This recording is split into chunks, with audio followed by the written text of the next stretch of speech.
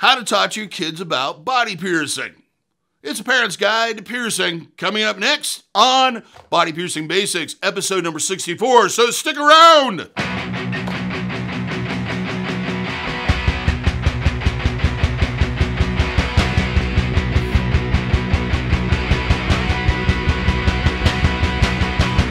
For those that are new to the channel, my name is DaVo. I'm a professional body piercer and have been since 1994. I own and operate the Axiom Body Piercing Studio, located here in Des Moines, Iowa, inside Skin Kitchen Tattoo.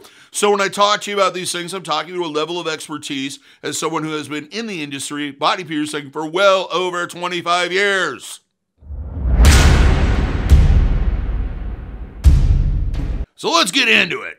I'm guessing that if you found this video, you are either a parent who has had a child that is bugging you about getting a piercing, or you're a kid trying to figure out a way to talk your parents into getting pierced. Here's the deal. I'm going to do one next week that's going to cover kids talking, or minors talking to their parents about piercing. Kind of the flip of the coin. A lot of the same things will be covered, but you can watch this. It'll be okay. One thing I need to kind of point out right at the very beginning is, as a professional, it is my job to educate you and your child about the risks, commitment, what it's going to take, everything, so that you and your child can make an educated decision. It is not my responsibility to determine whether or not your child should be pierced.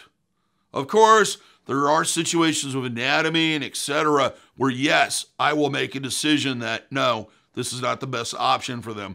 But overall, it's your responsibility. You have the power.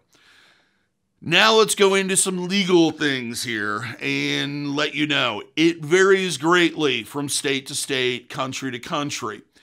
However, in the United States, for anyone to be a signature on a legal document, like a release form or a waiver to get pierced, they must be 18 years of age. Otherwise, it doesn't mean anything.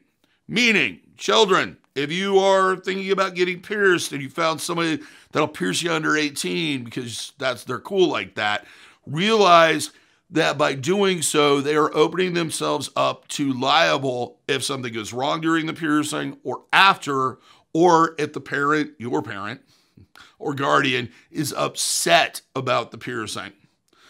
So if they don't care about that, and they don't think it's ethically important to have a parent involved with the decision process and taking care of the piercing, why would you get pierced by them? Chances are they're probably taking risks other places. They like to play dangerously. Personally, our policy here at the Axiom is you either have to have a parent or legal guardian present, or you have to bring in a notarized letter of consent that has been signed by a legal guardian. Basically, for those that don't know what a notarized letter of consent would be or whatever, it's basically something that says, to agree, I, so-and-so, parent of so-and-so, do consent to have this blank piercing done on my minor child by the name of blank blank.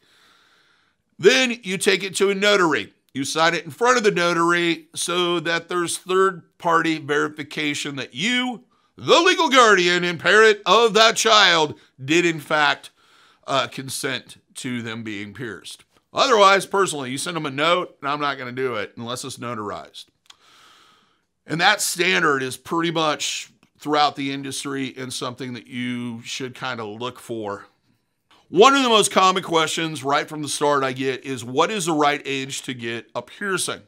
This varies greatly from person to person.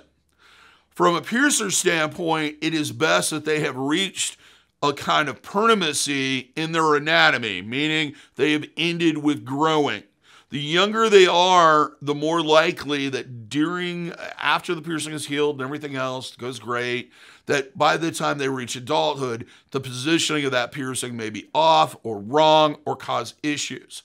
There's also the other problem with especially oral piercings, where we place them specific to the anatomy to make sure that it limits the amount of damage that's done, that doing a child that's young and is still growing and is going to get bigger, as they get bigger, that piercing may not be in that same spot and increase the likelihood of damage to teeth and gums and the bone structure of the mouth. So it's very important that they've kind of hit that point where it doesn't seem like they're going to grow anymore. Now, the last one, or the biggest one, is maturity and their willingness to commit to something. I said this to somebody the other day and they looked at me like I was mean and not nice or what have you. But I put it to them like this. They asked me about age and etc. and about their daughter getting pierced. And I told them, would you trust them with the life of a puppy? They did not find this funny. I think they found it insulting. But basically what I was trying to say is, if they have done things in the past where they committed to something responsible or some responsibility, did they follow through on it? With piercings, you're looking at a commitment period as far as healing that can range anywhere from 8 weeks all the way up to a year or longer. It's not something they can take care of for a couple of weeks and then just go, I'm bored with this, I'm just going to stop taking care of it. You need to know how mature your child is, because I don't, and kind of think about whether or not they can handle that sort of commitment to make sure that the healing or the piercing heals without issues and without problems. So now we're getting into kind of the part where you talk to your kid about it. We've already established they're old enough. We've already established they've ended growing, and you feel like they have enough maturity to commit to the process of healing and piercing. So the next thing is what should you discuss with them? The first one is noticeability and employability. Long-term effects of having a piercing, especially a visual one. A lot of people have this misconception that, yeah, I'll get pierced when I'm 16 and then I'll leave it in until I get done with college. And then when I go in the career world, the real world, I'll take it out and everything will be fine. No one will notice. The problem with this is that anytime you pierce yourself, it does scar the body. It permanently alters it. Some cases, that scarring's a lot more noticeable than other places, mainly because of the type of tissue it is and where it's located at. For example, most people are going to notice an eyebrow piercing that's empty or a lip piercing than they are maybe a nostril piercing or an ear piercing, just basically because the tissue tends to close differently and the scarring is not nearly as noticeable. The other thing you need to talk to them about, and this is a big thing with people stretching, or as the kids like to call it, gauging, which is ridiculous. I won't get into that. It annoys me. It's kind of like hearing, I fooded today. Anyway, with stretched ears, once you get to a point with any piercing, usually about 2 gauge or thicker. And for those that don't know, when we talk about gauging, it's the thickness of the jewelry. The larger the number, the thinner the jewelry is. The lower the number, the thicker the jewelry is.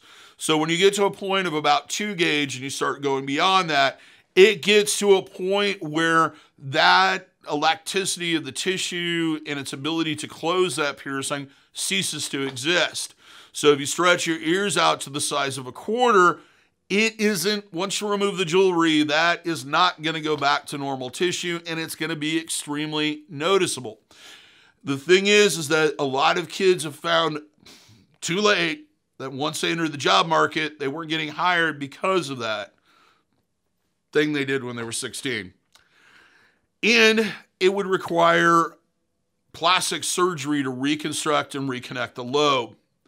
That's a costly endeavor. Last time I looked at it, or last time I had a client that went through the process, it was about $5,000 per ear. So think about that. The other thing is punching. And I know I'm throwing a lot of terms that you probably don't know. What a dermal punch does is it's a sharp cylinder that's hollow, and it does a biopsy. It basically removes tissue. These can be used on ear piercings sometimes. Upper ear cartilage are really popular, where they're taking out a whole chunk of tissue. This also will require plastic surgery to go away. It's not going to heal back up. It will not close completely because of all that tissue that's been removed. So, depending on the piercing, and you can talk to your piercer about this too, it really can vary whether or not it's going to affect you in the long term of life. That should always be considered in advance because, let's face it, you need to help them through that process. Most kids under the age of about 25 think they're going to live forever and everything's not going to change. And by the time they need to get a job, the world's going to be completely different.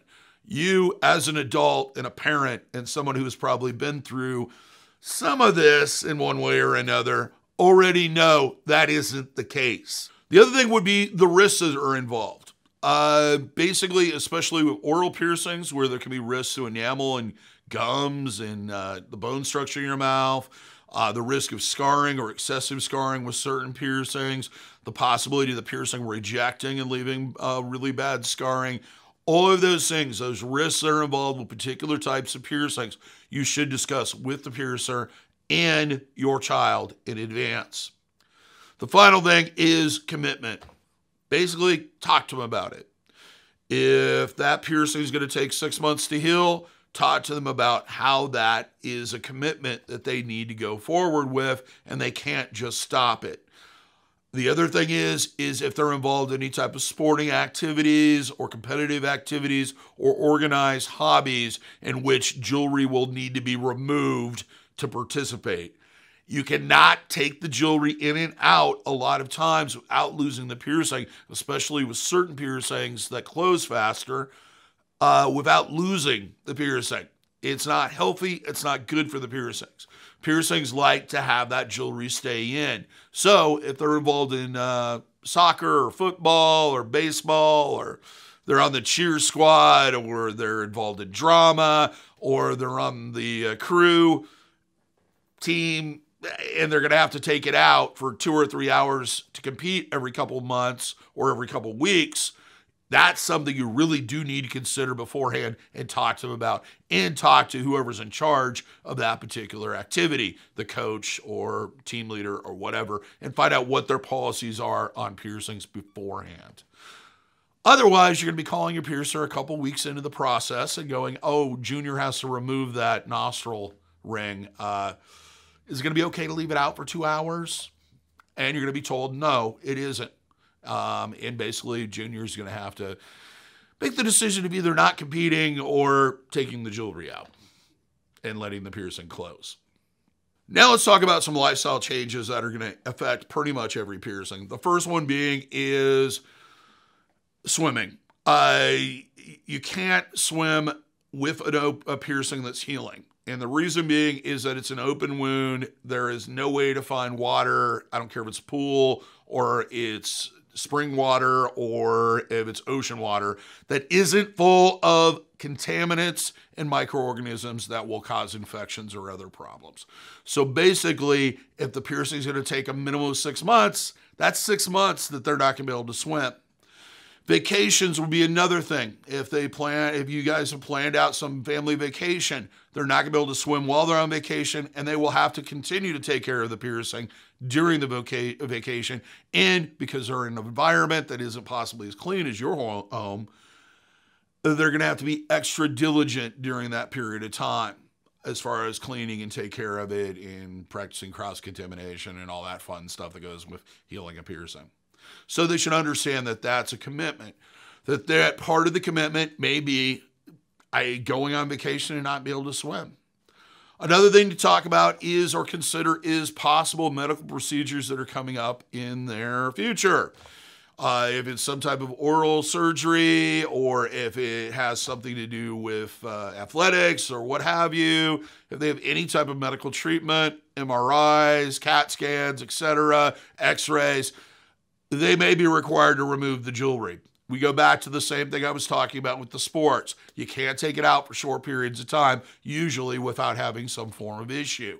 There are things you can put in it that may work during the period, but if they're going to have some type of medical operations or etc., plan ahead. Next thing is research the piercing and research the piercer. Here's where I really suggest that, and I've been suggesting this for years, If your child really wants to get a nostril piercing, have them sit down and actually research it and write 5 pros and 5 cons to that particular piercing. Do the research, figure out exactly what's going on as far as make them do the work to let them know what this commitment's going to involve and what the problems may arise and what the risks are. It shows not only their maturity, but it also, they might learn in the process that they don't want to deal with this piercing at this point in their life, or they want to postpone it, or maybe they want to wait until they get back from vacation. This is an important thing with any piercing, regardless of your age, but having them do that research and present you with a research paper of pros and cons shows that they have the maturity level to commit to this a little bit more. The next thing is research the piercer. Make sure that, let them do it. Have them pick out, let's say, if you're in a large metropolitan area, 3 to 4 piercers. Go to each one of those studios, visit, talk, ask for a consultation. Make sure that your child knows that they're not getting it that day, but they're just going to kind of pre-piercing, kind of get a feel for the place. When you go to these places, look how clean it is, how professional the people are, how friendly they are, and how knowledgeable they are. Any piercer worth their weight in salt is going to give you a detailed consultation before they even sit down and start picking out jewelry. Ask questions, ask about their cross-contamination prevention, ask about sterilization, anything else that you can possibly think of, and anything that you're worried about. This is the time to do that. Most piercers, like I said, if I have the time, I'm happy to sit down and talk to a child about getting a piercing and what the implications of that might be in the long run. It's not a bad idea to have something prepared beforehand. Here's 10 questions I'm going to ask every person or every piercer I talk to. If you go into a shop and it's filthy, it seems unkept, there's no pride of ownership, and the people seem rude, or they don't really care about any of your questions and don't have the time for you, they're probably not the person you need to pierce your minor child. Now, I know it's easy as a parent to not see your child as being mature enough or able to handle a piercing or what have you, and just flat say no. Maybe you're saying no because you don't like piercings and you don't want your child to have them. This will exclude you from the decision process, which is something you should be a part of. Think about it. Would you much rather have your child in a safe environment, being pierced by a professional, or in somebody's basement with a needle that was bought online and is being done by somebody that has no clue what they're doing? The internet is filled with, and YouTube and TikTok and all these other places, of kids piercing themselves. It is extremely dangerous in some cases. They don't really have an understanding or a clear knowledge of how to do it properly, what jewelry to use, and how to not catch something, as in hepatitis. So, fight off that impulse to say no, or not in my house, or not under my roof. Sit down, talk to them about it. Make them kind of set up a structure where they have to go through this decision process and learn about what they're committing to. What you're going to be teaching them is decision skills that they're going to be using the rest of their life. Part of your job as a parent is doing that. I don't care how you raise your child. Every child is different. There's no right way to do it. But one thing we would all love you to do is teach your child how to make a proper decision so that it doesn't mess up my life in any way, shape, or form. Because we're all here together. The more knowledgeable they are, the more they know how to make a proper decision, the less likely they are to key my car or get drunk and throw up on my back porch. Please, as somebody who lives in an area where there is, college kids, please teach your kids proper decision patterns and help them through one of the most important skills they can learn in life. And you can do that through piercing, which is also kind of fun. Plus, on top of that, if you like piercings, maybe you'll get one while you with them. great bonding experience and something you can think about and share for the rest of your lives.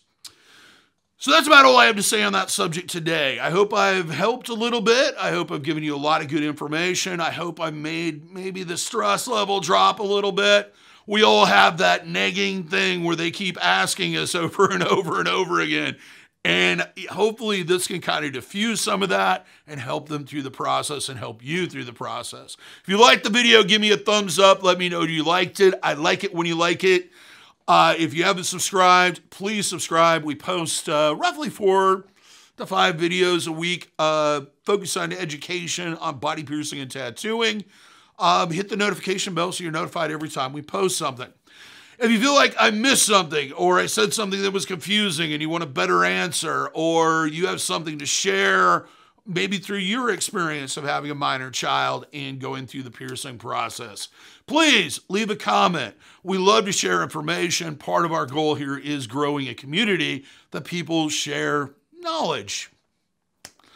If you like merch, you like t-shirts, you like stickers, and who doesn't, check out our merch store. A link is in the description. We have various different designs. There's also a merch shelf down below to peruse. Till next time, here's hoping all your piercing skill with ease and without a single issue. And if you're in the Des Moines, Iowa area, after the whole virus thing's done, I hope to see you for your body piercing needs in the future. Stay safe, everybody. Thank you for watching. Limit contact and wash your goddamn hands.